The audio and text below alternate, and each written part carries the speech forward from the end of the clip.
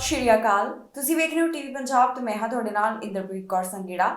ਖਬਰਾਂ ਦੇ ਇਸ ਬੁਲੇਟਿਨ ਵਿੱਚ ਤੁਹਾਡਾ ਸਵਾਗਤ ਹੈ। ਸਭ ਤੋਂ ਪਹਿਲਾਂ ਨਜ਼ਰ ਮਾਰਦੇ ਹਾਂ ਹੈਡਲਾਈਨਸ ਤੇ। ਚੋਰੀ ਦੇ ਮਾਮਲੇ ਵਿੱਚ 6 ਪੰਜਾਬੀ ਗ੍ਰਿਫਤਾਰ, 21 ਚੋਰੀ ਦੀਆਂ ਵਾਰਦਾਤਾਂ ਨੂੰ ਦਿੱਤਾ ਅੰਜਾਮ। 4 ਸੂਬਿਆਂ ਤੋਂ ਇਮੀਗ੍ਰੇਸ਼ਨ ਦੀ ਜਾਣਕਾਰੀ, ਸੂਬਿਆਂ ਨੇ ਕੱਢੇ ਡਰਾ, ਸੱਦੇ ਕੀਤੇ ਜਾਰੀ। ਕੈਨੇਡੀਅਨ ਡਾਲਰ ਦੇ ਵਿੱਚ ਗਿਰਾਵਟ, ਹੋਰ ਹੇਠਾਂ ਆ ਸਕਦਾ ਹੈ ਡਾਲਰ। 40 ਨੌਜਵਾਨਾਂ ਨੂੰ ਡਿਪੋਰਟ ਕੀਤੇ ਜਾਣ ਦਾ ਸੱਚ, ਆਰਸੀਐਮਪੀ ਨੇ ਸਾਂਝੀ ਕੀਤੀ ਜਾਣਕਾਰੀ। ਪੁਲਿਸ ਵੱਲੋਂ ਚੋਰੀ ਦੇ ਮਾਮਲੇ ਵਿੱਚ 6 ਜਾਣਿਆਂ ਨੂੰ ਗ੍ਰਿਫਤਾਰ ਕੀਤਾ ਗਿਆ। ਇਹ 6 ਜਾਣੇ ਪੰਜਾਬੀ ਦੱਸੇ ਜਾ ਰਹੇ ਨੇ, ਜਿਨ੍ਹਾਂ ਦੀ ਪਹਿਚਾਣ ਵੀ ਜਨਤਕ ਕੀਤੀ ਗਈ। ਇਹਨਾਂ ਵੱਲੋਂ 21 ਚੋਰੀ ਦੀਆਂ ਵਾਰਦਾਤਾਂ ਨੂੰ ਅੰਜਾਮ ਦਿੱਤਾ ਗਿਆ, ਜਿਸ ਬਾਰੇ ਯਾਰਕ ਪੁਲਿਸ ਵੱਲੋਂ ਸਾਰੀ ਜਾਣਕਾਰੀ ਦਿੱਤੀ ਗਈ। ਚੋਰੀ ਕਰਨ ਦੇ ਦੋਸ਼ ਵਿੱਚ 6 ਜਾਣਿਆਂ ਨੂੰ ਪੁਲਿਸ ਵੱਲੋਂ ਗ੍ਰਿਫਤਾਰ ਕੀਤਾ ਗਿਆ, ਜਿਸ ਦੀ ਜਾਣਕਾਰੀ ਯਾਰਕ ਰੀਜਨਲ ਪੁਲਿਸ ਵੱਲੋਂ ਸਾਂਝੀ ਕੀਤੀ ਗਈ। ਇਹਨਾਂ ਵਿੱਚ ਪੰਜਾਬੀਆਂ ਦੇ ਨਾਮ ਸਾਹਮਣੇ ਆਏ ਨੇ, ਜਿਨ੍ਹਾਂ ਦੀ ਪਹਿਚਾਣ ਜਨਤਕ ਕੀਤੀ ਗਈ ਹੈ। ਦੱਸਿਆ ਜਾ ਰਿਹਾ ਹੈ ਕਿ ਵਪਾਰਕ ਅਦਾਰਿਆਂ ਦੇ ਵਿੱਚ ਇਹਨਾਂ ਵੱਲੋਂ ਚੋਰੀ ਦੀਆਂ ਵਾਰਦਾਤਾਂ ਨੂੰ ਅੰਜਾਮ ਦਿੱਤਾ ਗਿਆ। ਯਾਰਕ ਰੀਜਨਲ ਪੁਲਿਸ ਵੱਲੋਂ ਸਾਂਝੀ ਕੀਤੀ ਗਈ ਜਾਣਕਾਰੀ ਮੁਤਾਬਕ ਯਾਰਕ ਰੀਜਨ ਦੇ ਵਪਾਰਕ ਅਦਾਰਿਆਂ ਵਿੱਚ ਚੋਰੀ ਦੀਆਂ ਘੱਟੋ-ਘੱਟ 21 ਵਾਰਦਾਤਾਂ ਨੂੰ ਅੰਜਾਮ ਦਿੱਤਾ ਗਿਆ, ਜਿਸ ਸੰਬੰਧੀ ਕਾਰਵਾਈ ਕਰਦਿਆਂ 6 ਜਾਣਿਆਂ ਨੂੰ ਹਿਰਾਸਤ ਵਿੱਚ ਲਿਆ ਗਿਆ ਹੈ। ਇਹਨਾਂ ਦੇ ਨਾਮ ਕੁਝ ਇਸ ਤਰ੍ਹਾਂ ਦੱਸੇ ਗਏ। ਸਲਿੰਦਰ ਸਿੰਘ ਉਮਰ 26 ਸਾਲ, ਨਵਦੀਪ ਸਿੰਘ ਉਮਰ 23 ਸਾਲ, ਲਵਪ੍ਰੀਤ ਸਿੰਘ ਉਮਰ 25 ਸਾਲ, ਅਨੁਵੀਰ ਸਿੰਘ ਉਮਰ 25 ਸਾਲ, ਮਨਪ੍ਰੀਤ ਸਿੰਘ ਉਮਰ 24 ਸਾਲ, ਸੁਖਮਨਦੀਪ ਸੰਧੂ ਉਮਰ 34 ਸਾਲ ਦੱਸੀ ਜਾ ਰਹੀ ਹੈ। ਪੁਲਿਸ ਵੱਲੋਂ ਕਾਰਵਾਈ ਕਰਦਿਆਂ ਇਹਨਾਂ 6 ਜਾਣਿਆਂ ਨੂੰ ਹਿਰਾਸਤ ਵਿੱਚ ਲਿਆ ਗਿਆ। ਪਤਾ ਚੱਲਿਆ ਹੈ ਕਿ ਇਹਨਾਂ ਖਿਲਾਫ ਨਵੰਬਰ ਸਾਲ 2021 ਤੋਂ ਹੀ ਜਾਂਚ ਚੱਲ ਰਹੀ ਸੀ ਤੇ 14 ਸਤੰਬਰ ਨੂੰ ਇਹਨਾਂ ਨੂੰ ਗ੍ਰਿਫਤਾਰ ਕਰ ਲਿਆ ਗਿਆ। ਕਾਰਵਾਈ ਕਰਦਿਆਂ ਇਹਨਾਂ ਖਿਲਾਫ 47 ਚਾਰਜਸ ਲਗਾਏ ਗਏ ਹਨ। 4 ਸੂਬਿਆਂ ਤੋਂ ਇਮੀਗ੍ਰੇਸ਼ਨ ਨਾਲ ਜੁੜੀ ਹੋਈ ਖਬਰ ਸਾਹਮਣੇ ਆਈ ਹੈ। ਇਹਨਾਂ 4 ਸੂਬਿਆਂ ਵੱਲੋਂ ਡਰਾ ਐਲਾਨ ਕੀਤੇ ਗਏ। ਪੀਐਨਪੀ ਡਰਾ ਦੀ ਡਿਟੇਲ ਇਹਨਾਂ ਸੂਬਿਆਂ ਵੱਲੋਂ ਦੱਸੀ ਗਈ, ਜਿੱਥੇ ਪਤਾ ਚੱਲਿਆ ਕਿ ਕਿੰਨੇ ਉਮੀਦਵਾਰਾਂ ਨੂੰ ਸੱਦੇ ਜਾਰੀ ਕੀਤੇ ਗਏ।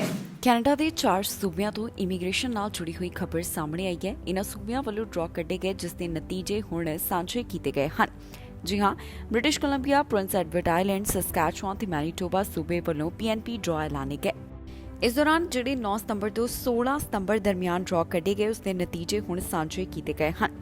ਪ੍ਰਿੰਸ ਐਡਵਰਡ ਆਈਲੈਂਡ ਵੱਲੋਂ 15 ਸਤੰਬਰ ਨੂੰ Prince Edward Island nomination program ਦਾ ਐਲਾਨ ਕੀਤਾ ਗਿਆ, ਜਿਸ ਵਿੱਚ ਉਹਨਾਂ ਵੱਲੋਂ 142 ਉਮੀਦਵਾਰਾਂ ਨੂੰ ਲੇਬਰ ਅਤੇ ਐਕਸਪ੍ਰੈਸ ਐਂਟਰੀ ਸਟਰੀਮਸ ਅਧੀਨ ਸੱਦੇ ਜਾਰੀ ਕੀਤੇ ਗਏ। ਇਸ ਤੋਂ ਇਲਾਵਾ ਐਂਟਰਪ੍ਰੈਨਿਓਰ ਸਟਰੀਮ ਅਧੀਨ 147 ਸੱਦੇ ਵੀ ਉਹਨਾਂ ਵੱਲੋਂ ਦਿੱਤੇ ਗਏ। ਇਸ ਤੋਂ ਬਾਅਦ ਗੱਲ ਕਰਦੇ ਹਾਂ ਮੈਨੀਟੋਬਾ ਸੂਬੇ ਦੀ, ਜਿਨ੍ਹਾਂ ਵੱਲੋਂ 14 ਸਤੰਬਰ ਨੂੰ ਯੂਕਰੇਨ ਵਾਸਤੇ ਇੱਕ ਸਪੈਸ਼ਲ ਪ੍ਰੋਗਰਾਮ ਤਹਿਤ ਸੱਦੇ ਜਾਰੀ ਕੀਤੇ ਗਏ। ਇਸ ਵਾਸਤੇ ਕੁਝ ਨਿਯਮ ਵੀ ਰੱਖੇ ਗਏ ਸਨ। ਜਿਨ੍ਹਾਂ ਨੂੰ ਇਨਵੀਟੇਸ਼ਨ ਮਿਲੇ ਉਹ ਯੂਕਰੇਨ ਦੇ ਸਿਟੀਜ਼ਨ ਹੋਣੇ ਜ਼ਰੂਰੀ ਰਹੇ, ਉਹਨਾਂ ਕੋਲ CLB 4 ਲੈਂਗੁਏਜ ਬੈਂਡ ਹੋਣੇ ਜ਼ਰੂਰੀ ਸਨ। ਇਸ ਤੋਂ ਇਲਾਵਾ ਉਹਨਾਂ ਕੋਲ ਵੈਲਿਡ ਲੈਂਗੁਏਜ ਟੈਸਟ ਹੋਣਾ ਵੀ ਲਾਜ਼ਮੀ ਰਿਹਾ। ਹੁਣ ਗੱਲ ਕਰਦੇ ਹਾਂ ਬ੍ਰਿਟਿਸ਼ ਕੋਲੰਬੀਆ ਸੂਬੇ ਦੀ। 13 ਸਤੰਬਰ ਨੂੰ British Columbia provincial nomination program ਦਾ ਐਲਾਨ ਕੀਤਾ ਗਿਆ, ਜਿਸ ਵਿੱਚ 290 ਸੱਦੇ ਉਹਨਾਂ ਵੱਲੋਂ ਜਾਰੀ ਕੀਤੇ ਗਏ ਨੇ। ਆਮ ਤੌਰ ਦੇ ਉੱਪਰ ਬ੍ਰਿਟਿਸ਼ ਕੋਲੰਬੀਆ ਸੂਬੇ ਵੱਲੋਂ ਹਰ ਹਫ਼ਤੇ ਹੀ ਡਰਾ ਕੱਢਿਆ ਜਾਂਦਾ ਹੈ। ਜ਼ਿਆਦਾਤਰ ਸੱਦੇ ਜਾਣੀ ਕਿ 227 ਇਨਵੀਟੇਸ਼ਨ ਜਨਰਲ ਡਰਾ ਦੇ ਰਾਹੀਂ ਸਨ। ਇੱਥੇ ਸੂਬੇ ਵਿੱਚ ਉਹਨਾਂ ਨੂੰ ਸੱਦੇ ਜਾਰੀ ਕੀਤੇ ਗਏ ਜਿਹੜੇ ਕਿ ਸਕਿਲਡ ਵਰਕਰ ਅਤੇ ਇੰਟਰਨੈਸ਼ਨਲ ਗ੍ਰੈਜੂਏਟਸ ਕੈਟੇਗਰੀ ਨਾਲ ਜੁੜੇ ਰਹੇ। ਇੱਥੇ 78 ਤੋਂ 120 ਵਿਚਕਾਰ ਸਕੋਰਸ ਉਹਨਾਂ ਉਮੀਦਵਾਰਾਂ ਵਾਸਤੇ ਜ਼ਰੂਰੀ ਸੀ। ਇਸ ਤੋਂ ਇਲਾਵਾ ਸੂਬੇ ਵੱਲੋਂ ਦੱਸਿਆ ਗਿਆ ਕਿ 27 ਸੱਦੇ ਅਰਲੀ ਚਾਈਲਡਹੁੱਡ ਐਜੂਕੇਟਰਸ ਅਤੇ ਅਸਿਸਟੈਂਟਸ ਨੂੰ ਦਿੱਤੇ ਗਏ, ਜਿਸ ਵਾਸਤੇ 60 ਪੁਆਇੰਟਸ ਦੀ ਜ਼ਰੂਰਤ ਰਹੀ। 12 ਹੈਲਥ ਕੇਅਰ ਵਰਕਰਸ ਨੂੰ, ਜਿੱਥੇ 60 ਪੁਆਇੰਟਸ ਦੀ ਜ਼ਰੂਰਤ ਰਹੀ। ਇਸ ਤੋਂ ਇਲਾਵਾ ਬਾਕੀ ਪ੍ਰਾਇਓਰਿਟੀ ਆਕੂਪੇਸ਼ਨਸ ਵਾਸਤੇ ਵੀ ਇਨਵੀਟੇਸ਼ਨ ਜਾਰੀ ਕੀਤੇ ਗਏ, ਜਿੱਥੇ 60 ਪੁਆਇੰਟਸ ਦੀ ਜ਼ਰੂਰਤ ਸੀ। ਸਸਕੈਚੁਅਨ ਸੂਬੇ ਵੱਲੋਂ ਜੋ ਡਰਾ ਕੱਢਿਆ ਗਿਆ, ਉਸ ਵਿੱਚ 326 ਉਮੀਦਵਾਰਾਂ ਨੂੰ ਉਹਨਾਂ ਨੇ 15 ਸਤੰਬਰ ਨੂੰ ਸੱਦੇ ਜਾਰੀ ਕੀਤੇ। ਇਸ ਤੋਂ ਬਾਅਦ 273 ਸੱਦੇ ਆਕੂਪੇਸ਼ਨ ਇਨ ਡਿਮਾਂਡ ਕੈਟੇਗਰੀ ਦੇ ਨਾਲ ਜੁੜੇ ਹੋਏ ਜਾਰੀ ਕੀਤੇ ਗਏ, ਜਿਸ ਵਾਸਤੇ 60 ਅੰਕਾਂ ਦੀ ਜ਼ਰੂਰਤ ਰਹੀ। ਕੈਨੇਡੀਅਨ ਡਾਲਰ ਵਿੱਚ ਪਹਿਲਾਂ ਦੇ ਮੁਕਾਬਲੇ ਵੱਡੀ ਗਿਰਾਵਟ ਦਰਜ ਕੀਤੀ ਗਈ ਹੈ। ਅਮਰੀਕਾ ਤੋਂ ਇਸ ਬਾਰੇ ਜੋ ਖਬਰ ਸਾਹਮਣੇ ਆਈ, ਤੁਲਨਾ ਕੀਤੀ ਜਾ ਰਹੀ ਹੈ, ਜਿੱਥੇ ਦੱਸਿਆ ਗਿਆ ਕਿ ਡਾਲਰ ਦੇ ਵਿੱਚ ਪਹਿਲਾਂ ਦੇ ਮੁਕਾਬਲੇ ਕਾਫੀ ਜ਼ਿਆਦਾ ਗਿਰਾਵਟ ਦਰਜ ਕੀਤੀ ਗਈ। ਮਾਹਰ ਮੰਨਦੇ ਨੇ ਕਿ ਆਉਣ ਵਾਲੇ ਕੁਝ ਸਮੇਂ ਦੌਰਾਨ ਇਸ ਅੰਦਰ ਹੋਰ ਵੀ ਗਿਰਾਵਟ ਦਰਜ ਕੀਤੀ ਜਾ ਸਕਦੀ ਹੈ। ਕੈਨੇਡੀਅਨ ਡਾਲਰ ਦੇ ਵਿੱਚ ਗਿਰਾਵਟ ਦਰਜ ਕੀਤੀ ਗਈ ਹੈ। ਸਾਲ 2020 ਤੋਂ ਬਾਅਦ ਹੁਣ ਤੱਕ ਦੇ ਸਭ ਤੋਂ ਹੇਠਲੇ ਪੱਧਰ ਦੇ ਉੱਪਰ ਕੈਨੇਡੀਅਨ ਡਾਲਰ ਡਿੱਗਣ ਦੀ ਜਾਣਕਾਰੀ ਸਾਹਮਣੇ ਆਈ ਹੈ। ਐਕਸਪਰਟਸ ਵੱਲੋਂ ਇਸ ਬਾਰੇ ਆਪਣੇ ਵਿਚਾਰ ਸਾਂਝੇ ਕੀਤੇ ਗਏ, ਜਿੱਥੇ ਉਹਨਾਂ ਨੇ ਕਿਹਾ ਹੈ ਕਿ ਇਸ ਸਾਲ ਦੇ ਆਖਿਰ ਤੱਕ ਹੋਰ ਵੀ ਡਾਲਰ ਦੇ ਵਿੱਚ ਗਿਰਾਵਟ ਹੋ ਸਕਦੀ ਹੈ। ਜੀ ਹਾਂ, ਯੂਐਸ ਦੇ ਮੁਕਾਬਲੇ ਕੈਨੇਡੀਅਨ ਡਾਲਰ ਸਾਲ 2020 ਤੋਂ ਬਾਅਦ ਹੁਣ ਤੱਕ ਦੇ ਸਭ ਤੋਂ ਹੇਠਲੇ ਪੱਧਰ ਦੇ ਉੱਪਰ ਦਰਜ ਕੀਤਾ ਗਿਆ। ਕੈਨੇਡੀਅਨ ਡਾਲਰ ਦਾ ਮੁੱਲ ਯੂਐਸ ਦੇ 75.15 ਸੈਂਟ ਤੱਕ ਡਿੱਗਿਆ ਦਰਜ ਕੀਤਾ ਗਿਆ। ਅਕਤੂਬਰ ਸਾਲ 2020 ਤੋਂ ਬਾਅਦ ਇਹ ਹੁਣ ਤੱਕ ਦਾ ਸਭ ਤੋਂ ਹੇਠਲਾ ਪੱਧਰ ਦੱਸਿਆ ਜਾ ਰਿਹਾ ਹੈ। ਦੱਸੀਏ ਕਿ ਅਮਰੀਕਾ ਵਿੱਚ ਮਹਿੰਗਾਈ ਦੇ ਨਵੇਂ ਅੰਕੜੇ ਜਾਰੀ ਹੋਣ ਤੋਂ ਬਾਅਦ ਕੈਨੇਡੀਅਨ ਡਾਲਰ ਦੀ ਵੈਲਿਊ ਦੇ ਵਿੱਚ 1 ਸੈਂਟ ਤੋਂ ਵੱਧ ਦੀ ਗਿਰਾਵਟ ਆਈ ਸੀ। ਅਮਰੀਕਾ ਵਿੱਚ ਜੋ ਲਗਾਤਾਰ ਮਹਿੰਗਾਈ ਵੱਧ ਰਹੀ ਹੈ, ਇਸ ਦੇ ਨਾਲ ਇਸ ਗੱਲ ਦੀ ਸੰਭਾਵਨਾ ਵੱਧ ਗਈ ਹੈ ਕਿ ਅਮਰੀਕਾ ਦਾ ਕੇਂਦਰੀ ਬੈਂਕ ਵਧੇਰੇ ਤੇਜ਼ੀ ਨਾਲ ਵਿਆਜ ਦਰਾਂ ਵਿੱਚ ਵਾਧਾ ਕਰੇਗਾ। ਯੂਐਸ ਫੈਡਰਲ ਰਿਜ਼ਰਵ ਵੱਲੋਂ ਅਗਲੇ ਹਫ਼ਤੇ ਵਿਆਜ ਦਰਾਂ ਵਿੱਚ ਵਾਧਾ ਕੀਤਾ ਜਾਣਾ ਹੈ, ਜੇ ਜ਼ਿਆਦਾ ਨਹੀਂ ਤਾਂ ਘੱਟੋ-ਘੱਟ 75% ਅੰਕਾਂ ਤੋਂ 3.25% ਵਾਧਾ ਹੋਣ ਦੀ ਗੱਲ ਕਹੀ ਜਾ ਰਹੀ ਹੈ। ਇਸ ਨੂੰ ਲੈ ਕੇ ਅੰਦਾਜ਼ਾ ਲਗਾਇਆ ਜਾ ਰਿਹਾ ਹੈ। ਇਨਵੈਸਟਰਸ ਦਾ ਅੰਦਾਜ਼ਾ ਹੈ ਕਿ ਯੂਐਸ ਦੇ ਵਿੱਚ ਵਿਆਜ ਦਰਾਂ ਅਖੀਰ 4 ਤੋਂ 5% ਤੇ ਵੀ ਪਹੁੰਚ ਜਾਣਗੀਆਂ। ਐਕਸਪਰਟਸ ਦਾ ਅੰਦਾਜ਼ਾ ਹੈ ਕਿ ਕੈਨੇਡਾ ਵਿੱਚ ਹਾਊਸਿੰਗ ਮਾਰਕੀਟ ਅਤੇ ਲੋਕਾਂ ਦੇ ਖਰਚਣ ਦੀ ਸਮਰੱਥਾ ਜਲਦੀ ਹੀ ਬੈਂਕ ਆਫ ਕੈਨੇਡਾ ਵੱਲੋਂ ਵਿਆਜ ਦਰਾਂ ਵਿੱਚ ਹੋਰ ਵਾਧਾ ਕਰਨ ਤੋਂ ਰੋਕ ਦੇਵੇਗੀ।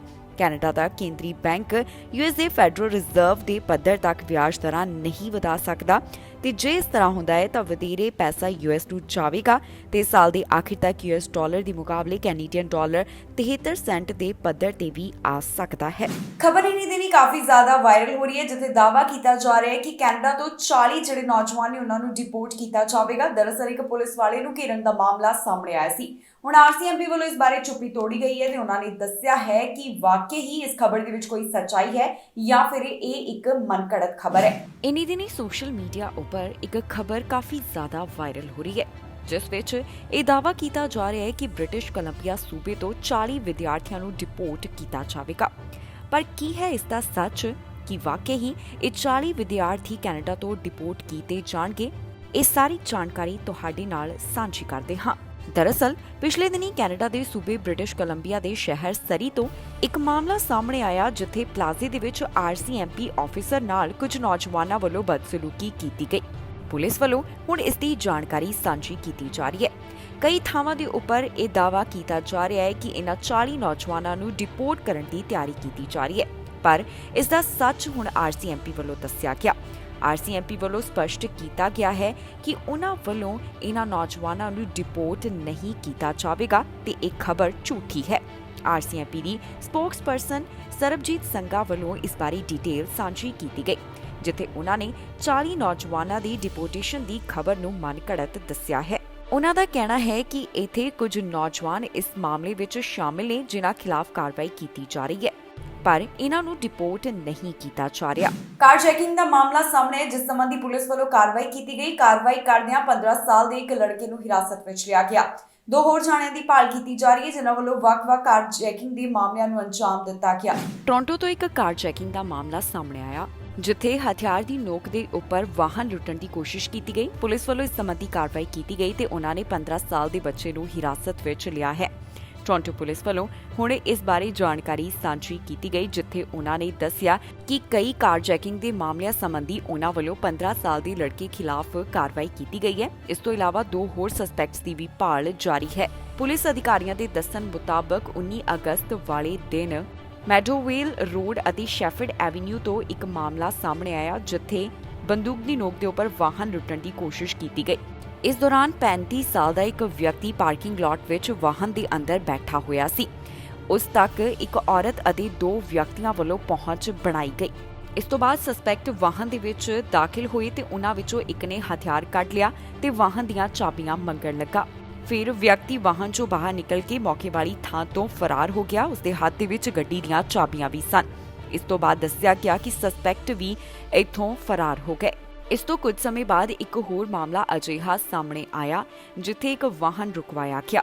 15 ਸਤੰਬਰ ਦੀ ਇੱਕ ਘਟਨਾ ਦੇ ਬਾਰੇ ਵੀ ਜਾਣਕਾਰੀ ਸਾਂਝੀ ਕੀਤੀ ਗਈ ਹੈ। ਹੁਣ ਪੁਲਿਸ ਅਧਿਕਾਰੀਆਂ ਵੱਲੋਂ ਦੱਸਿਆ ਗਿਆ ਕਿ ਉਹਨਾਂ ਨੇ 15 ਸਾਲ ਦੇ ਲੜਕੇ ਨੂੰ ਹਿਰਾਸਤ ਵਿੱਚ ਲਿਆ, ਜਿਸ ਉੱਪਰ ਕਈ ਚਾਰਜਸ ਵੀ ਲਗਾਏ ਜਾ ਚੁੱਕੇ ਨੇ। ਫਿਲਹਾਲ ਇਸ ਲੜਕੇ ਦੀ ਪਹਿਚਾਣ ਅਜੇ ਤੱਕ ਜਨਤਕ ਨਹੀਂ ਕੀਤੀ ਗਈ। ਇਸ ਤੋਂ ਇਲਾਵਾ ਪੁਲਿਸ ਅਧਿਕਾਰੀਆਂ ਦਾ ਕਹਿਣਾ ਹੈ ਕਿ ਜੇਕਰ ਕਿਸੇ ਨੂੰ ਵੀ ਇਸ ਘਟਨਾ ਦੇ ਬਾਰੇ ਕੋਈ ਹੋਰ ਜਾਣਕਾਰੀ ਹੋਵੇ ਤਾਂ ਉਹਨਾਂ ਨਾਲ 4168087350 ਜਾਂ ਫਿਰ ਕ੍ਰਾਈਮ ਸਟਾਪਰਸ ਨਾਲ 4162228477 ਤੇ ਕਾਲ ਕਰਕੇ ਜਾਣਕਾਰੀ ਸਾਂਝੀ ਕੀਤੀ ਜਾ ਸਕਦੀ ਹੈ। ਮੋਟਰਸਾਈਕਲ ਹਾਦਸੇ ਦਾ ਸ਼ਿਕਾਰ ਹੋ ਗਿਆ, ਜਿਸ ਤੋਂ ਬਾਅਦ ਮੋਟਰਸਾਈਕਲਿਸਟ ਜ਼ਖਮੀ ਦੱਸਿਆ ਜਾ ਰਿਹਾ ਹੈ। ਪੁਲਿਸ ਮਾਮਲੇ ਦੀ ਜਾਂਚ ਕਰ ਰਹੀ ਹੈ। ਪੀੜਤ ਦੀ ਪਹਿਚਾਣ ਅਜੇ ਨਹੀਂ ਦੱਸੀ ਗਈ। ਮਿਸੀਸਾਗਾ ਤੋਂ ਇੱਕ ਹਾਦਸੇ ਦੀ ਜਾਣਕਾਰੀ ਸਾਹਮਣੇ ਆ ਰਹੀ ਹੈ ਜਿੱਥੇ ਮੋਟਰਸਾਈਕਲ ਚਲਾਉਣ ਵਾਲਾ ਗੰਭੀਰ ਰੂਪ ਵਿੱਚ ਜ਼ਖਮੀ ਹੋਇਆ ਹੈ। ਪੁਲਿਸ ਅਧਿਕਾਰੀਆਂ ਵੱਲੋਂ ਇਸ ਸਿੰਗਲ ਵਹੀਕਲ ਕੋਲੀਜਨ ਦੇ ਬਾਰੇ ਜਾਣਕਾਰੀ ਸਾਂਝੀ ਕੀਤੀ ਗਈ। ਓਨਟਾਰੀਓ ਪੁਲਿਸ ਦੇ ਦੱਸਣ ਮੁਤਾਬਕ ਇਹ ਘਟਨਾ ਹਾਈਵੇ 403 ਤੇ ਵਾਪਰੀ ਹੈ। ਫਿਲਹਾਲ ਇਸ ਹਾਦਸੇ ਦੇ ਬਾਰੇ ਬਹੁਤੀ ਡਿਟੇਲ ਪੁਲਿਸ ਵੱਲੋਂ ਜਨਤਕ ਨਹੀਂ ਕੀਤੀ ਗਈ। ਓਨਟਾਰੀਓ ਪੁਲਿਸ ਵੱਲੋਂ ਟਵਿੱਟਰ ਦੇ ਉੱਪਰ ਵੀ ਇਸ ਸੰਬੰਧੀ ਇਨਫੋਰਮੇਸ਼ਨ ਸਾਂਝੀ ਕੀਤੀ ਜਾ ਰਹੀ ਹੈ। ਉਨ੍ਹਾਂ ਵੱਲੋਂ ਦੱਸਿਆ ਗਿਆ ਕਿ ਇੱਥੇ ਮੋਟਰਸਾਈਕਲ ਹਾਦਸੇ ਦਾ ਸ਼ਿਕਾਰ ਹੋਇਆ ਜਿੱਥੇ ਮੋਟਰਸਾਈਕਲ ਚਲਾਉਣ ਵਾਲਾ ਗੰਭੀਰ ਰੂਪ ਵਿੱਚ ਜ਼ਖਮੀ ਹੋ ਗਿਆ। ਉਸ ਦੀ ਹਾਲਤ ਕਿਸ ਤਰ੍ਹਾਂ ਹੈ ਇਸ ਬਾਰੇ ਪੁਲਿਸ ਵੱਲੋਂ ਅਜੇ ਤੱਕ ਨਹੀਂ ਦੱਸਿਆ ਗਿਆ ਤੇ ਨਾ ਹੀ ਇਸ ਮੋਟਰਸਾਈਕਲਿਸਟ ਦੀ ਪਹਿਚਾਣ ਉਨ੍ਹਾਂ ਵੱਲੋਂ ਜਨਤਕ ਕੀਤੀ ਗਈ ਹੈ। ਓਨਟਾਰੀਓ ਪੁਲਿਸ ਦਾ ਕਹਿਣਾ ਹੈ ਕਿ ਉਹ ਇਸ ਮਾਮਲੇ ਦੀ ਜਾਂਚ ਪੜਤਾਲ ਕਰ ਰਹੇ ਨੇ ਜਿਹੜਾ ਡੁੰਡਾਸ ਸਟਰੀਟ ਅਤੇ ਵਿੰਸਟਨ ਚਰਚਿਲ ਬੁਲਵਰਡ ਦੇ ਨੇੜੇ ਹਾਈਵੇ 403 ਦੇ ਉੱਪਰ ਵਾਪਰਿਆ ਹੈ। ਫਿਲਹਾਲ ਇਸ ਸੰਬੰਧੀ ਵਧੇਰੇ ਜਾਂਚ ਪੜਤਾਲ ਜਾਰੀ ਹੈ ਜਿਸ ਤੋਂ ਬਾਅਦ ਬਾਕੀ ਦੀ ਜਾਣਕਾਰੀ ਉਨ੍ਹਾਂ ਵੱਲੋਂ ਸਾਂਝੀ ਕੀਤੀ ਜਾਵੇਗੀ। ਹੁਣ ਤੱਕ ਦੀ ਅਪਡੇਟ ਦੇ ਵਿੱਚ ਇਹਨਾਂ तमाम ਗੱਲਾਂ ਦਾ ਪੁਲਿਸ ਵਿਭਾਗ ਵੱਲੋਂ ਜ਼ਿਕਰ ਕੀਤਾ ਗਿਆ। ਆਟਵਾ ਵੱਲੋਂ ਕੈਨੇਡੀਅਨਸ ਵਾਸਤੇ ਇੱਕ ਵੱਡਾ ਐਲਾਨ ਕੀਤਾ ਗਿਆ। $250 ਮਿਲੀਅਨ ਦੀ ਫੰਡਿੰਗ ਦੇ ਬਾਰੇ ਜਾਣਕਾਰੀ ਸਾਂਝੀ ਕੀਤੀ ਗਈ ਹੈ। ਹੁਣ ਇਸ ਨਾਲ ਕੈਨੇਡੀਅਨਸ ਨੂੰ ਕਿਵੇਂ ਫਾਇਦਾ ਹੋਵੇਗਾ ਤੁਹਾਨੂੰ ਦੱਸਾਂਗੇ ਇਸ ਖਬਰ ਵਿੱਚ। ਆਟਵਾ ਵੱਲੋਂ ਇੱਕ ਖਾਸ ਐਲਾਨ ਕੀਤਾ ਗਿਆ। ਇਹ ਐਲਾਨ ਗ੍ਰੀਨਰ ਹੋਮ ਹੀਟਿੰਗ ਆਪਸ਼ਨਸ ਨਾਲ ਜੁੜਿਆ ਹੋਇਆ ਹੈ ਜਿਸ ਵਾਸਤੇ ਕੈਨੇਡੀਅਨਸ ਦੀ ਮਦਦ ਵਾਸਤੇ $250 ਮਿਲੀਅਨ ਲਿਆਂਦੇ ਜਾ ਰਹੇ ਨੇ। ਇਸ ਸਭ ਬਾਰੇ minister of environment and climate change ਵੱਲੋਂ ਜਾਣਕਾਰੀ ਸਾਂਝੀ ਕੀਤੀ ਗਈ ਜਿੱਥੇ ਉਹਨਾਂ ਨੇ ਦੱਸਿਆ ਕਿ ਅਗਲੇ 4 ਸਾਲਾਂ ਵਾਸਤੇ $250 ਮਿਲੀਅਨ ਲਿਆਂਦੇ ਜਾ ਰਹੇ ਨੇ ਤਾਂ ਕਿ ਪਰਿਵਾਰਾਂ ਨੂੰ ਹੀਟਿੰਗ ਵਾਸਤੇ ਮਦਦ ਮੁਹੱਈਆ ਕਰਵਾਈ ਜਾ ਸਕੇ। ਇਸ ਬਾਰੇ ਉਹਨਾਂ ਵੱਲੋਂ ਸਾਰੀ ਜਾਣਕਾਰੀ ਪ੍ਰੈਸ ਕਾਨਫਰੰਸ ਦੇ ਵਿੱਚ ਸਾਂਝੀ ਕੀਤੀ ਗਈ ਹੈ।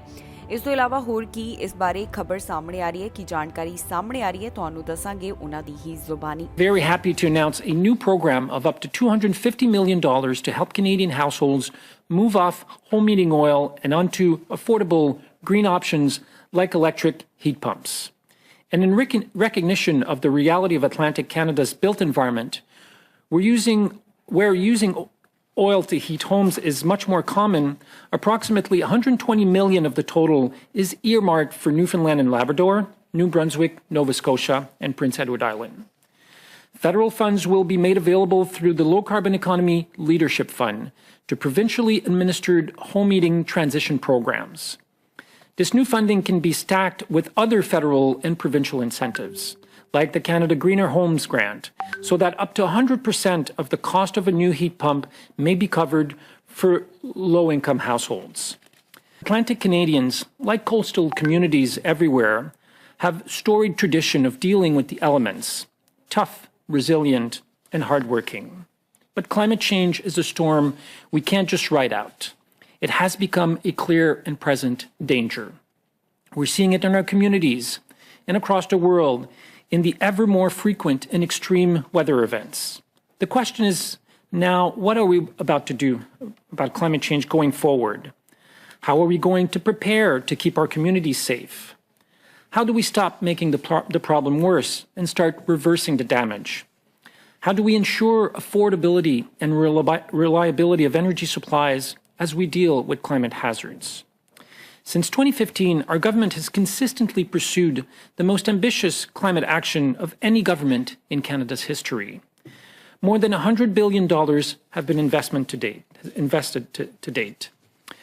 Putting a price on pollution and returning the revenues to households has been and will continue to be central to our efforts to change climate course. ਵਿਸ਼ਵ ਸਿਹਤ ਸੰਗਠਨ ਵੱਲੋਂ ਚੇਤਾਵਨੀ ਦਿੱਤੀ ਗਈ। ਵਿਸ਼ਵ ਸਿਹਤ ਸੰਗਠਨ ਦਾ ਕਹਿਣਾ ਹੈ ਕਿ ਮਾਮਲੇ ਚਾਹੇ ਘੱਟ ਹੋਏ ਨੇ ਪਰ ਕਰੋਨਾ ਅਜੇ ਖਤਮ ਨਹੀਂ ਹੋਇਆ। ਵਿਸ਼ਵ ਸਿਹਤ ਸੰਗਠਨ ਵੱਲੋਂ ਕਰੋਨਾ ਵਾਇਰਸ ਸੰਬੰਧੀ ਚੇਤਾਵਨੀ ਜਾਰੀ ਕੀਤੀ ਗਈ। ਉਹਨਾਂ ਦਾ ਕਹਿਣਾ ਹੈ ਕਿ ਕਰੋਨਾ ਵਾਇਰਸ ਕਾਰਨ ਚਾਹੇ ਮੌਤਾਂ ਦਾ ਅੰਕੜਾ ਘੱਟ ਹੋਇਆ ਪਰ ਪੈਂਡੈਮਿਕ ਅਜੇ ਖਤਮ ਨਹੀਂ ਹੋਇਆ। ਜੀ ਹਾਂ, ਵਿਸ਼ਵ ਦੇ ਅਲੱਗ-ਅਲੱਗ ਹਿੱਸਿਆਂ ਵਿੱਚ ਇਸ ਸਮੇਂ ਕਰੋਨਾ ਵਾਇਰਸ ਦੇ ਮਾਮਲੇ ਪਹਿਲਾਂ ਦੇ ਮੁਕਾਬਲੇ ਕਾਫੀ ਘੱਟ ਹੋ ਰਹੇ ਹਨ। ਇਸ ਤੋਂ ਇਲਾਵਾ ਕਰੋਨਾ ਵਾਇਰਸ ਕਾਰਨ ਜੋ ਮੌਤਾਂ ਹੋ ਰਹੀਆਂ ਨੇ ਉਹਨਾਂ ਦੀ ਗਿਣਤੀ ਵੀ ਹੇਠਾਂ ਆਈ ਹੈ ਜਿਸ ਤੋਂ ਬਾਅਦ WHO ਦੇ ਡਾਇਰੈਕਟਰ ਜਨਰਲ ਵੱਲੋਂ ਆਪਣੇ ਵਿਚਾਰ ਸਾਂਝੇ ਕੀਤੇ ਗਏ ਤੇ ਉਹਨਾਂ ਵੱਲੋਂ ਚੇਤਾਵਨੀ ਦਿੱਤੀ ਗਈ। We have never been in a better position to end the pandemic. We're not there yet, but the end is in sight. A marathon runner does not stop when the finish line comes into view. She runs harder with all the energy she has left. So must we. We can see the finish line. we are in a winning position. But now is the worst time to stop running. Now is the time to run harder and make sure we cross the line and reap the rewards of all our hard work. If we don't take this opportunity now, we run the risk of more variants, more deaths, more disruption, and more uncertainty. So let's seize this opportunity. Meanwhile, the downward trend in the global monkeypox outbreak is continuing. But as with COVID-19, this is not the time to relax or let down our guard. This is the time for all affected countries and communities to keep doing what's working. America ਵਿੱਚ migrants ਦਾ ਮੁੱਦਾ ਲਗਾਤਾਰ ਚਰਚਾ ਦਾ ਵਿਸ਼ਾ ਬਣਿਆ ਹੋਇਆ ਹੈ। Texas ਤੋਂ ਬੱਸਾਂ ਦੇ ਵਿੱਚ ਬਿਠਾ ਕੇ ਮਾਈਗ੍ਰੈਂਟਸ ਲਗਾਤਾਰ ਭੇਜੇ ਜਾ ਰਹੇ ਨੇ। ਕਮਲਾ ਹੈਰਿਸ ਦੇ ਘਰ ਦੇ ਬਾਹਰ ਵੀ 50 ਮਾਈਗ੍ਰੈਂਟਸ ਪਹੁੰਚੇ ਨੇ ਤੇ ਕਮਲਾ ਹੈਰਿਸ ਵੱਲੋਂ ਇਸ ਨੂੰ ਪੋਲੀਟੀਕਲ ਸਟੰਟ ਦੱਸਿਆ ਗਿਆ। ਅਮਰੀਕਾ ਵਿੱਚ ਮਾਈਗ੍ਰੈਂਟਸ ਦਾ ਮੁੱਦਾ ਲਗਾਤਾਰ ਚਰਚਾ ਦਾ ਵਿਸ਼ਾ ਬਣਿਆ ਹੋਇਆ ਹੈ। ਨਿਊਯਾਰਕ ਸ਼ਹਿਰ ਰਾਜਧਾਨੀ ਦੇ ਵਿੱਚ ਲਗਾਤਾਰ ਮਾਈਗ੍ਰੈਂਟਸ ਬੱਸਾਂ ਵਿੱਚ ਬਿਠਾ ਕੇ ਭੇਜੇ ਜਾ ਰਹੇ ਨੇ। ਤਾਜ਼ਾ ਜਾਣਕਾਰੀ ਸਾਹਮਣੇ ਆਈ ਜਿੱਥੇ ਵਾਈਸ ਪ੍ਰੈਜ਼ੀਡੈਂਟ ਕਮਲਾ ਹੈਰਿਸ ਦੇ ਘਰ 50 ਮਾਈਗ੍ਰੈਂਟਸ ਪਹੁੰਚੇ ਨੇ। ਇਸ ਤੋਂ ਇਲਾਵਾ ਨਿਊਯਾਰਕ ਦੇ ਵਿੱਚ 6 ਹੋਰ ਬੱਸਾਂ ਭੇਜਣ ਦੀ ਵੀ ਜਾਣਕਾਰੀ ਸਾਹਮਣੇ ਆ ਰਹੀ ਹੈ। ਜਾਣਕਾਰੀ ਮੁਤਾਬਕ ਵਾਸ਼ਿੰਗਟਨ ਡੀਸੀ ਦੇ ਵਿੱਚ ਜੋ ਵਾਈਸ ਪ੍ਰੈਜ਼ੀਡੈਂਟ ਕਮਲਾ ਹੈਰਿਸ ਦਾ ਘਰ ਹੈ ਉੱਥੇ 50 ਮਾਈਗ੍ਰੈਂਟਸ ਬੱਸ ਦੇ ਵਿੱਚ ਪਹੁੰਚੇ ਹਨ। ਟੈਕਸਸ ਵੱਲੋਂ 6 ਹੋਰ ਬੱਸਾਂ ਨਿਊਯਾਰਕ ਸ਼ਹਿਰ ਵਿੱਚ ਭੇਜੀਆਂ ਜਾਣਗੀਆਂ। ਇਸ ਬਾਰੇ ਵੀ ਜਾਣਕਾਰੀ ਸਾਹਮਣੇ ਆ ਰਹੀ ਹੈ। ਇਹ ਉਹ ਮਾਈਗ੍ਰੈਂਟਸ ਨੇ ਜਿਹੜੇ ਅਮਰੀਕਾ ਦੇ ਵਿੱਚ ਗੈਰ ਕਾਨੂੰਨੀ ਢੰਗ ਦੇ ਨਾਲ ਬਾਰਡਰ ਪਾਰ ਕਰਕੇ ਆਉਂਦੇ ਹਨ। ਜਿਹੜੇ ਮਾਈਗ੍ਰੈਂਟਸ ਨੂੰ ਬੱਸਾਂ ਵਿੱਚ ਬਿਠਾ ਕੇ ਭੇਜਿਆ ਜਾ ਰਿਹਾ ਹੈ ਉਹਨਾਂ ਵਿੱਚ ਜ਼ਿਆਦਾਤਰ ਵੈਨੇਜ਼ੁਏਲਾ ਨਾਲ ਸੰਬੰਧਿਤ ਦੱਸੇ ਗਏ। ਇਹਨਾਂ ਵਿੱਚ 1 ਮਹੀਨੇ ਦਾ ਬੱਚਾ ਵੀ ਸ਼ਾਮਿਲ ਹੈ। ਜਾਣਕਾਰੀ ਮੁਤਾਬਕ ਪਹਿਲਾਂ ਬੱਸਾਂ ਵੀਰਵਾਰ ਵਾਲੇ ਦਿਨ ਭੇਜੀਆਂ ਗਈਆਂ। 2 ਬੱਸਾਂ ਭੇਜਣ ਦੀ ਜਾਣਕਾਰੀ ਸਾਹਮਣੇ ਆਈ ਸੀ। ਇਸ ਬਾਰੇ ਵਾਈਸ ਪ੍ਰੈਜ਼ੀਡੈਂਟ ਕਮਲਾ ਹੈਰਿਸ ਵੱਲੋਂ ਵੀ ਆਪਣਾ ਪੱਖ ਰੱਖਿਆ ਗਿਆ ਜਿੱਥੇ ਉਹਨਾਂ ਨੇ ਇਸ ਨੂੰ ਇੱਕ ਪੋਲੀਟੀਕਲ ਸਟੰਟ ਦੱਸਿਆ ਹੈ। ਦੱਸੀਏ ਕਿ ਅਮਰੀਕਾ ਦੇ ਵਿੱਚ ਬਾਰਡਰ ਸੰਬੰਧੀ ਰਾਹਤ ਦੇਣ ਦਾ ਰਾਸ਼ਟਰਪਤੀ ਬਾਈਡਨ ਵੱਲੋਂ ਐਲਾਨ ਕੀਤਾ ਗਿਆ। ਪਹਿਲਾਂ ਟਰੰਪ ਐਰਾ ਦੌਰਾਨ ਬਾਰਡਰ ਦੇ ਉੱਪਰ ਕਈ ਤਰ੍ਹਾਂ ਦੀਆਂ ਪਾਬੰਦੀਆਂ ਲਗਾਈਆਂ ਸਨ ਪਰ ਬਾਈਡਨ ਪ੍ਰਸ਼ਾਸਨ ਵੱਲੋਂ ਫੈਸਲਾ ਕੀਤਾ ਗਿਆ ਕਿ ਉਹਨਾਂ ਵੱਲੋਂ ਬਾਰਡਰ ਸੰਬੰਧੀ ਹੁਣ ਨਰਮੀ ਲਿਆਂਦੀ ਜਾਏਗੀ। ਬਹੁਤ ਸਾਰੇ ਗਵਰਨਰਸ ਨੂੰ ਇਹ ਮਨਜ਼ੂਰ ਨਹੀਂ ਜਿਸ ਤੋਂ ਬਾਅਦ ਟੈਕਸਸ ਲਗਾਤਾਰ ਇਸ ਦਾ ਵਿਰੋਧ ਕਰਦਾ ਹੋਇਆ ਦਿਖਾਈ ਦੇ ਰਿਹਾ ਹੈ। ਟੈਕਸਸ ਦੀ ਗਵਰਨਰ ਵੱਲੋਂ ਇਹ ਗੱਲ ਕਹਿ ਦਿੱਤੀ ਗਈ ਕਿ ਉਹ ਬੱਸਾਂ ਦੇ ਵਿੱਚ ਮਾਈਗ੍ਰੈਂਟਸ ਨੂੰ ਬਿਠਾ ਕੇ ਰਾਜਧਾਨੀ ਵੱਲ ਭੇਜਣਗੇ ਤੇ ਅਜਿਹਾ ਹੀ ਉਹਨਾਂ ਵੱਲੋਂ ਕੀਤਾ ਜਾ ਰਿਹਾ ਹੈ। ਲਗਾਤਾਰ ਬੱਸਾਂ ਦੇ ਵਿੱਚ ਮਾਈਗ੍ਰੈਂਟਸ ਨੂੰ ਬਿਠਾ ਕੇ ਰਾਜਧਾਨੀ ਅਤੇ ਨਿਊਯਾਰਕ ਦੇ ਵਿੱਚ ਭੇਜਿਆ ਜਾ ਰਿਹਾ ਹੈ। ਰਾਸ਼ਟਰਪਤੀ ਬਾਈਡਨ ਲੰਡਨ ਵਾਸਤੇ ਰਵਾਨਾ ਹੋਏ। ਉਹਨਾਂ ਦੀ ਪਤਨੀ ਵੀ ਨਾਲ ਸਨ। ਦੱਸ ਦਈਏ ਕਿ ਲੰਡਨ ਦੇ ਵਿੱਚ ਮਹਾਰਾਣੀ ਦੇ ਫਿਊਨਰਲ ਦੇ ਵਿੱਚ ਹਿੱਸਾ ਲੈਣ ਵਾਸਤੇ ਬਾਈਡਨ ਰਵਾਨਾ ਹੋ ਚੁੱਕੇ ਨੇ। ਅਮਰੀਕਾ ਦੇ ਰਾਸ਼ਟਰਪਤੀ ਜੋ ਬਾਈਡਨ ਲੰਡਨ ਵਾਸਤੇ ਰਵਾਨਾ ਹੋ ਗਏ ਹਨ ਜਿੱਥੇ ਉਹਨਾਂ ਵੱਲੋਂ ਮਹਾਰਾਣੀ ਐਲਿਜ਼ਾਬੈਥ ਦੇ ਫਿਊਨਰਲ ਦੇ ਵਿੱਚ ਹਿੱਸਾ ਲਿਆ ਜਾਵੇਗਾ। ਜਾਣਕਾਰੀ ਮੁਤਾਬਕ ਬਾਈਡਨ ਵੱਲੋਂ White House first lady Jill Biden ਦੇ ਨਾਲ ਛੱਡਿਆ ਗਿਆ ਜਿੱਥੇ ਉਹ ਮਹਾਰਾਣੀ ਦੇ ਫਿਊਨਰਲ ਵਿੱਚ ਹਿੱਸਾ ਲੈਣ ਵਾਸਤੇ ਜਾ ਰਹੇ ਨੇ। ਦੱਸੀਏ ਕਿ ਪਿਛਲੇ ਦਿਨੀ ਕੈਨੇਡਾ ਦੇ ਪ੍ਰਧਾਨ ਮੰਤਰੀ ਜਸਟਿਨ ਟਰੂਡੋ ਵੀ ਲੰਡਨ ਵਾਸਤੇ ਰਵਾਨਾ ਹੋਏ। ਉਹਨਾਂ ਦੇ ਨਾਲ ਉਹਨਾਂ ਦੀ ਪਤਨੀ ਵੀ ਮੌਜੂਦ ਸਨ। ਇਨ੍ਹਾਂ ਲੀਡਰਾਂ ਵੱਲੋਂ ਹੁਣ ਲੰਡਨ ਦੇ ਵਿੱਚ ਮਹਾਰਾਣੀ ਦੇ ਫਿਊਨਰਲ ਵਿੱਚ ਹਿੱਸਾ ਲਿਆ ਜਾਵੇਗਾ। ਉਧਰ ਜਾਣਕਾਰੀ ਮੁਤਾਬਕ ਪ੍ਰਿੰਸ ਵਿਲੀਅਮ ਜਿਹੜੇ ਬੱਚੇ ਲੰਬੀਆਂ ਕਤਾਰਾਂ ਵਿੱਚ ਲੱਗੇ ਹੋਏ ਸਨ ਉਹਨਾਂ ਦੇ ਨਾਲ ਗੱਲਬਾਤ ਕਰਦੇ ਹੋਏ ਦਿਖਾਈ ਦਿੱਤੇ। ਇਹ ਉਹ ਬੱਚੇ ਸਨ ਜਿਹੜੇ ਕਿ ਉਹਨਾਂ ਦੀ ਗ੍ਰੈਂਡ ਮਦਰ ਦੀ ਕੌਫਿਨ ਨੂੰ ਦੇਖਣ ਵਾਸਤੇ ਪਹੁੰਚੇ। ਉਹਨਾਂ ਵੱਲੋਂ ਦੱਸਿਆ ਗਿਆ ਕਿ ਇਹ ਬੱਚੇ ਕਾਫੀ ਲੰਬੇ ਸਮੇਂ ਤੋਂ ਇਨ੍ਹਾਂ ਲਾਈਨਾਂ ਦੇ ਵਿੱਚ ਖੜ ਕੇ ਇੰਤਜ਼ਾਰ ਕਰ ਰਹੇ ਸਨ। ਅਥਾਰਟੀਜ਼ ਵੱਲੋਂ ਵੀ ਲਗਾਤਾਰ ਇਸ ਬਾਰੇ ਜਾਣਕਾਰੀ ਸਾਂਝੀ ਕੀਤੀ ਜਾ ਰਹੀ ਹੈ। ਇਹ ਵੀ ਪਤਾ ਚੱਲਿਆ ਹੈ ਕਿ ਪ੍ਰਿੰਸ ਵਿਲੀਅਮ ਵੱਲੋਂ ਕਿੰਗ ਚਾਰਲਸ III ਤੋਂ ਵੱਧ ਸਮਾਂ ਲਾਈਨ ਦੇ ਵਿੱਚ ਬਿਤਾਇਆ ਗਿਆ ਹੈ ਜਿੱਥੇ ਉਹ ਵੱਡੀ ਗਿਣਤੀ ਦੇ ਵਿੱਚ ਪਹੁੰਚੇ ਹੋਏ ਲੋਕਾਂ ਦਾ ਧੰਨਵਾਦ ਕਰਦੇ ਹੋਏ ਦਿਖਾਈ ਦਿੱਤੇ। ਇਸ ਤੋਂ ਇਲਾਵਾ ਕਿੰਗ ਚਾਰਲਸ ਵੱਲੋਂ ਵੀ ਅਜਿਹਾ ਕੀਤਾ ਗਿਆ। ਪ੍ਰਿੰਸ ਵਿਲੀਅਮ ਅਤੇ Prince Harry Queen Elizabeth II ਦੇ ਵਿਜਲ ਦੇ ਉੱਪਰ ਪਹੁੰਚੇ ਜਿੱਥੇ ਪ੍ਰਿੰਸ ਹੈਰੀ ਨੂੰ ਇਹ ਆਗਿਆ ਦਿੱਤੀ ਗਈ ਕਿ ਉਹ ਮਿਲਟਰੀ ਦੀ ਵਰਦੀ ਪਾ ਸਕਣ। ਜਹਾਜ਼ ਹਾਦਸੇ ਦਾ ਸ਼ਿਕਾਰ ਹੋਏ ਨੇ। ਇਹਨਾਂ ਜਹਾਜ਼ ਹਾਦਸਿਆਂ ਦੇ ਬਾਰੇ ਜਾਣਕਾਰੀ ਸਾਂਝੀ ਕੀਤੀ ਗਈ ਜਿੱਥੇ ਦੱਸਿਆ ਗਿਆ ਕਿ 2 ਦੀ ਜਾਨ ਚਲੀ ਗਈ ਹੈ। ਹਾਦਸੇ ਦੇ ਕਾਰਨ ਫਿਲਹਾਲ ਪਤਾ ਲਗਾਉਣ ਦੀ ਕੋਸ਼ਿਸ਼ ਜਾਰੀ ਹੈ। ਖਬਰ ਕੋਲੋਰਾਡੋ ਤੋਂ ਸਾਹਮਣੇ ਆਈ ਹੈ ਜਿੱਥੇ ਜਹਾਜ਼ ਹਾਦਸੇ ਦਾ ਸ਼ਿਕਾਰ ਹੋਇਆ। ਅਧਿਕਾਰੀਆਂ ਦੇ ਦੱਸਣ ਮੁਤਾਬਕ ਇਸ ਹਾਦਸੇ ਵਿੱਚ 3 ਜਾਣਿਆਂ ਨੇ ਜਾਨ ਗਵਾ ਦਿੱਤੀ ਹੈ। ਇਸ ਬਾਰੇ ਉਨ੍ਹਾਂ ਵੱਲੋਂ ਹੁਣ ਤੱਕ ਦੀ ਡਿਟੇਲ ਵਿੱਚ ਕਾਫੀ ਗੱਲਾਂ ਦਾ ਜ਼ਿਕਰ ਕੀਤਾ ਗਿਆ। ਅਧਿਕਾਰੀਆਂ ਦੇ ਦੱਸਣ ਮੁਤਾਬਕ ਇਹ ਹਾਦਸਾ 8:54 ਤੇ ਸਵੇਰ ਵੇਲੇ ਵਾਪਰਿਆ ਹੈ। ਇੱਕ ਜਹਾਜ਼ ਨਾਈਵਰ ਦੇ 1000 ਬਲਾਕ ਦੇ ਵਿੱਚ ਮਿਲਿਆ, ਜਦਕਿ ਦੂਸਰਾ 9700 ਬਲਾਕ ਦੇ ਵਿੱਚ ਮਿਲਣ ਦੀ ਜਾਣਕਾਰੀ ਸਾਹਮਣੇ ਆਈ ਹੈ। ਇਸ ਬਾਰੇ ਫੈਡਰਲ ਐਵੀਏਸ਼ਨ ਐਡਮਿਨਿਸਟ੍ਰੇਸ਼ਨ ਵੱਲੋਂ ਵੀ ਇੱਕ ਸਟੇਟਮੈਂਟ ਜਾਰੀ ਕੀਤੀ ਗਈ, ਜਿੱਥੇ ਉਨ੍ਹਾਂ ਨੇ ਹਾਦਸੇ ਦੇ ਬਾਰੇ ਡਿਟੇਲ ਦਿੱਤੀ ਹੈ। ਉਨ੍ਹਾਂ ਵੱਲੋਂ ਦੱਸਿਆ ਗਿਆ ਕਿ ਜਹਾਜ਼ ਵਿੱਚ 2 ਜਾਣੇ ਮੌਜੂਦ ਸਨ। ਇਹ ਹਾਦਸਾ ਵੈਨਸਬਰੈਡ 에ਅਰਪੋਰਟ ਦੇ ਨੇੜੇ ਵਾਪਰਿਆ ਹੈ। ਮਾਮਲੇ ਸੰਬੰਧੀ ਨੈਸ਼ਨਲ ਟਰਾਂਸਪੋਰਟੇਸ਼ਨ ਸੇਫਟੀ ਬੋਰਡ ਵੱਲੋਂ ਟਵਿੱਟਰ ਦੇ ਉੱਪਰ ਜਾਣਕਾਰੀ ਸਾਂਝੀ ਕੀਤੀ ਗਈ, ਜਿੱਥੇ ਉਨ੍ਹਾਂ ਨੇ ਦੱਸਿਆ ਕਿ ਦੂਸਰਾ ਜਹਾਜ਼ ਸੋਨਿਕ ਜ਼ੀਨੌਕਸ ਦੇ ਨੇੜੇ ਹਾਦਸੇ ਦਾ ਸ਼ਿਕਾਰ ਹੋਇਆ। ਫਿਲਹਾਲ FAA ਵੱਲੋਂ ਇਸ ਮਾਮਲੇ ਦੀ ਜਾਂਚ ਪੜਤਾਲ ਕੀਤੀ ਜਾ ਰਹੀ ਹੈ ਤਾਂ ਕਿ ਹਾਦਸੇ ਦੇ ਕਾਰਨ ਉਨ੍ਹਾਂ ਵੱਲੋਂ ਪਤਾ ਲਗਾਏ ਜਾ ਸਕਣ। ਹੁਣ ਤੱਕ ਦੀ ਅਪਡੇਟ ਦੇ ਵਿੱਚ ਜਿਹੜੇ ਮ੍ਰਿਤਕ ਪਾਏ ਗਏ ਉਹਨਾਂ ਦੀ ਪਹਿਚਾਣ ਜਨਤਕ ਨਹੀਂ ਕੀਤੀ ਤੇ ਨਾ ਹੀ ਹੋਰ ਕੋਈ ਜਾਣਕਾਰੀ ਦਿੱਤੀ ਗਈ। ਫਿਲਹਾਲ ਇਸ ਸੰਬੰਧੀ ਵਧੇਰੇ ਜਾਂਚ ਪੜਤਾਲ ਜਾਰੀ ਹੈ। ਅਮਰੀਕਾ ਵੱਲੋਂ ਪਾਕਿਸਤਾਨ ਦੀ ਮਦਦ ਕੀਤੀ ਜਾਵੇਗੀ। ਪਾਕਿਸਤਾਨ ਦੀ ਹੋਰ ਮਦਦ ਦੇ ਵਾਸਤੇ ਅਮਰੀਕਾ ਵੱਲੋਂ ਹੁਣ ਵੱਡਾ ਐਲਾਨ ਕੀਤਾ ਗਿਆ। ਦੱਸ ਦਈਏ ਕਿ ਪਾਕਿਸਤਾਨ ਇਸ ਸਮੇਂ ਹੜ੍ਹ ਦੀ ਮਾਰ ਹੇਠ ਹੈ। 1000 ਤੋਂ ਵੱਧ ਲੋਕ ਆਪਣੀ ਜਾਨ ਗਵਾ ਚੁੱਕੇ ਨੇ। ਵੱਡਾ ਨੁਕਸਾਨ ਪਾਕਿਸਤਾਨ ਦਾ ਇਸ ਹੜ੍ਹ ਕਾਰਨ ਹੋ ਚੁੱਕਿਆ ਹੈ। ਪਾਕਿਸਤਾਨ ਦੇ ਕੁਝ ਹਿੱਸਿਆਂ ਵਿੱਚ ਹੜ੍ਹ ਦਾ ਕਹਿਰ ਅਜੇ ਵੀ ਜਾਰੀ ਹੈ। ਅਲੱਗ-ਅਲੱਗ ਦੇਸ਼ ਪਾਕਿਸਤਾਨ ਦੇ ਇਹਨਾਂ ਹਾਲਾਤਾਂ ਨੂੰ ਧਿਆਨ ਵਿੱਚ ਰੱਖਦਿਆਂ ਮਦਦ ਭੇਜ ਰਹੇ ਨੇ। ਅਮਰੀਕਾ ਤੋਂ ਵੀ ਕੁਝ ਅਜਿਹਾ ਹੀ ਹੁਣ ਦੇਖਣ ਨੂੰ ਮਿਲ ਰਿਹਾ ਹੈ, ਜਿੱਥੇ ਅਮਰੀਕਾ ਵੱਲੋਂ ਪਾਕਿਸਤਾਨ ਦੀ ਸਹਾਇਤਾ ਕੀਤੀ ਜਾਵੇਗੀ। ਸਹਾਇਤਾ ਵਾਸਤੇ 5.30 ਕਰੋੜ ਡਾਲਰ ਦੀ ਰਾਸ਼ੀ ਦਾ ਐਲਾਨ ਹੁਣ ਅਮਰੀਕਾ ਵੱਲੋਂ ਕਰ ਦਿੱਤਾ ਗਿਆ ਹੈ।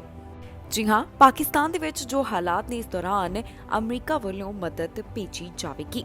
ਵਾਈਟ ਹਾਊਸ ਵੱਲੋਂ ਇਸ ਬਾਰੇ ਜਾਣਕਾਰੀ ਸਾਂਝੀ ਕੀਤੀ ਗਈ, ਜਿੱਥੇ ਉਨ੍ਹਾਂ ਵੱਲੋਂ ਦੱਸਿਆ ਗਿਆ ਕਿ ਪਾਕਿਸਤਾਨ ਦੀ ਸਹਾਇਤਾ ਉਨ੍ਹਾਂ ਵੱਲੋਂ ਕਿਸ ਤਰ੍ਹਾਂ ਕੀਤੀ ਜਾਵੇਗੀ। ਦੱਸੀਏ ਕਿ ਪਾਕਿਸਤਾਨ ਦੇ ਵਿੱਚ ਜੋ ਕਾਫੀ ਜ਼ਿਆਦਾ ਬੇਮੌਸਮੀ ਬਾਰਿਸ਼ ਹੋਈ ਹੈ, ਉਸ ਕਾਰਨ ਪਿਛਲੇ 30 ਸਾਲਾਂ ਵਿੱਚ ਸਭ ਤੋਂ ਭਿਆਨਕ ਹੜ੍ਹ ਦਾ ਸਾਹਮਣਾ ਮੌਜੂਦਾ ਸਮੇਂ ਪਾਕਿਸਤਾਨ ਕਰ ਰਿਹਾ ਹੈ, ਜਿੱਥੇ ਜੂਨ ਦੀ ਸ਼ੁਰੂਆਤ ਤੋਂ ਲੈ ਕੇ ਹੁਣ ਤੱਕ 1000 ਤੋਂ ਵੱਧ ਲੋਕਾਂ ਦੀ ਹੜ੍ਹ ਕਾਰਨ ਮੌਤ ਹੋ ਚੁੱਕੀ ਹੈ। ਇਸ ਹੜ੍ਹ ਦੀ ਮਾਰ ਹੇਠ 3.30 ਕਰੋੜ ਤੋਂ ਵੱਧ ਲੋਕ ਆਏ ਨੇ। ਇੱਥੇ ਦੇਸ਼ ਦੇ ਵਿੱਚ 1/3 ਹਿੱਸਾ ਪਾਣੀ ਦੇ ਵਿੱਚ ਡੁੱਬ ਗਿਆ ਤੇ ਹਰ 7 ਵਿੱਚੋਂ 1 ਵਿਅਕਤੀ ਹੜ੍ਹਾਂ ਨਾਲ ਬੁਰੀ ਤਰ੍ਹਾਂ ਪ੍ਰਭਾਵਿਤ ਪਾਇਆ ਗਿਆ ਹੈ। ਇਸ ਹੜ੍ਹ ਦੇ ਸੰਕਟ ਕਾਰਨ ਪਾਕਿਸਤਾਨ ਨੂੰ $12 ਮਿਲੀਅਨ ਦਾ ਨੁਕਸਾਨ ਹੋਣ ਦਾ ਅੰਦਾਜ਼ਾ ਲਗਾਇਆ ਗਿਆ। ਦੱਸਿਆ ਜਾ ਰਿਹਾ ਹੈ ਕਿ 78,000 ਵਰਗ ਕਿਲੋਮੀਟਰ ਵਿੱਚ ਪਾਣੀ ਅੰਦਰ ਫਸਲ ਡੁੱਬ ਗਈ ਹੈ। ਹੁਣ ਇਸ ਬਾਰੇ ਅਮਰੀਕਾ ਤੋਂ ਜੋ ਜਾਣਕਾਰੀ ਸਾਹਮਣੇ ਆਈ, ਉੱਥੇ ਵਾਈਟ ਹਾਊਸ ਵੱਲੋਂ ਪੂਰੀ ਡਿਟੇਲ ਸਾਂਝੀ ਕੀਤੀ ਗਈ, ਜਿੱਥੇ ਉਹਨਾਂ ਨੇ ਦੱਸਿਆ ਕਿ ਕਿਸ ਤਰ੍ਹਾਂ ਪਾਕਿਸਤਾਨ ਨੂੰ ਉਹਨਾਂ ਵੱਲੋਂ ਮਦਦ ਭੇਜੀ ਜਾਵੇਗੀ। ਇੱਥੇ ਇਹ ਵੀ ਦੱਸ ਦਈਏ ਕਿ ਪਿਛਲੇ ਦਿਨੀ ਕੈਨੇਡਾ ਵੱਲੋਂ ਵੀ ਇੱਕ ਵਾਧੂ ਸਹਾਇਤਾ ਦੇਣ ਦਾ ਐਲਾਨ ਪਾਕਿਸਤਾਨ ਵਾਸਤੇ ਕੀਤਾ ਗਿਆ।